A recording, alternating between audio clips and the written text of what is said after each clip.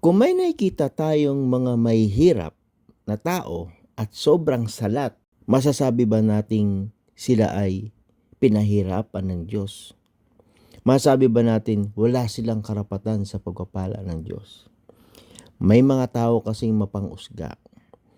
May mga umaatin sa church pero kung tumingin sa mahihirap ay talagang sobrang baba. Para bang sinasabi nila sa kanilang kaisipan, mga mahihirap yan. Hindi kasi sumusunod sa kalooban ng Diyos, kaya ganyan ang nangyayari sa kanila. Pero ano bang sinasabi ng Biblia tungkol dito?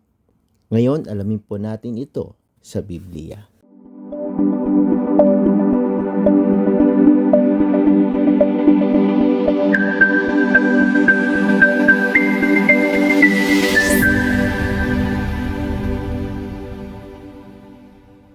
Mga kapatid, may pangyayari sa Biblia na sinasabi rito na yung mayaman at yung pulube.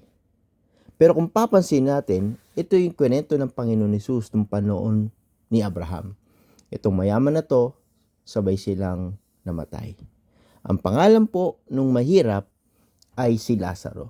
Kaya ito po sinasabi sa Lucas 16 verse 24 hanggang 25. Kaya't sumbigaw siya, Amang Abraham, maawa po kayo sa akin.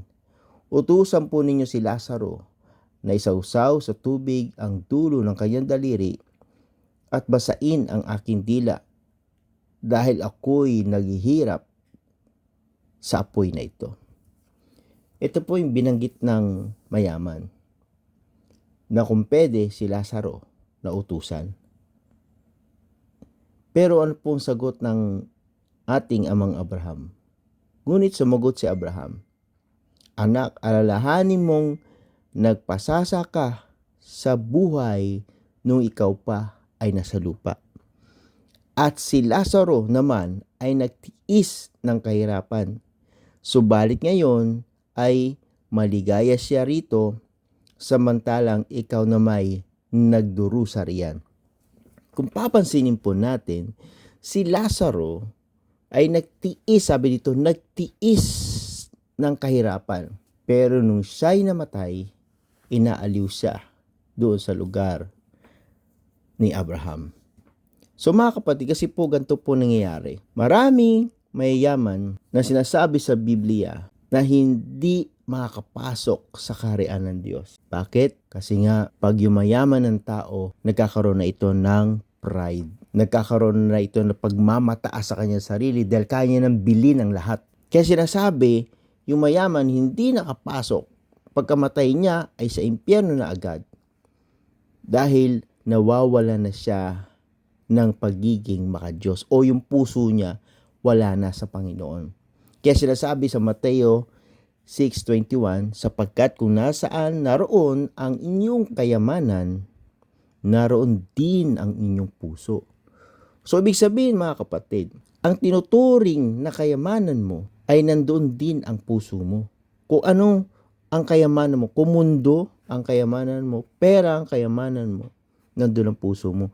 Pero kung ang kayamanan mo ang Diyos, andun ang puso mo sa kaharian ng Diyos. Kaya ang mayaman, sabi nga, hindi kayang magtiis ng hirap. Pero yung Lazaro, yung mahirap, kayang magtiis. Kaya nga sinasabi sa Santiago 1 verse 12, mapalad ang taong nagtitiis ng pagsubok, sapagkat kapag siya ay subok na, siya ay tatanggap ng putong ng buhay na ipinangako ng Panginoon sa mga nagmamahal sa Kanya.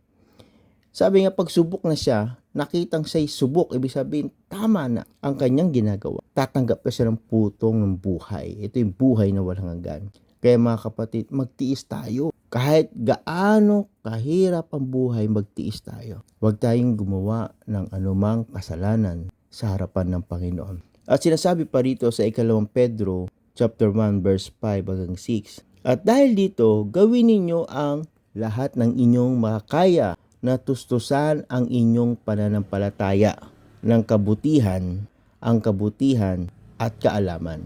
At sinabi sa verse 6, ang kaalaman ng pagpipigil, ang pagpipigil ng pagtitiis, ang pagtitiis ng pagiging makadiyos. Sabi nga, pag tayo pala ay nagtitiis sa hirap, nagiging makadiyos tayo. Dahil ayaw nating gumawa ng mali, ayaw nating gumawa ng kasalanan, kaya tayo pala ay nagtitiis.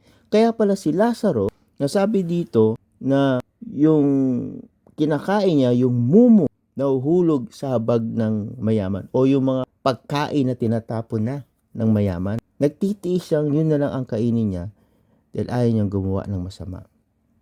Kaya tayo, wag nating kainggitan yung yaman ng mundong ito. Kung ano meron tayo, pagtiisan natin. Dahil hindi porket nagtitiis tayo o mahirap tayo, hindi na tayo pinagpapala ng Diyos. At hindi naman talaga ang mundo ang dapat nating naisin o gustuhin. Dahil siya sabi nga, kung mahal mo mundo, nandun ang puso mo. Kung kayamanan mo mundo, nandun ang puso mo. Dapat ang puso natin sa kaharian ng Diyos. At sinasabi pa rito, sa Hebrew 10 verse 36, kailangan ninyong magtiis upang masunod ninyo ang kalooban ng Diyos at tatanggapin ninyo ang ipinangako niya. So, mga Kristiyano, mananampalataya, kailangan pala natin magtiis.